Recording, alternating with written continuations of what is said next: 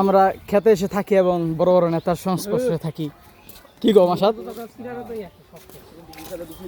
তোমার মতো যদি এলাকার ভিতরে এক একটা নেতা হয় তো বুঝো না এলাকার উন্নয়ন করে মানে কি হইব।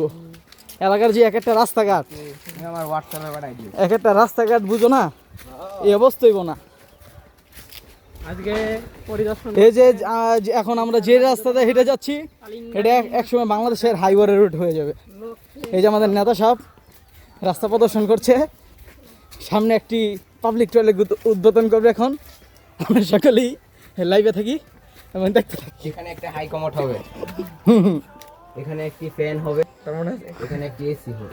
ওকে, এই যে এখানে আরেকটা উদ্বোধন করে ফেললো আমাদের। এখানে একটি টিভি হবে। জি,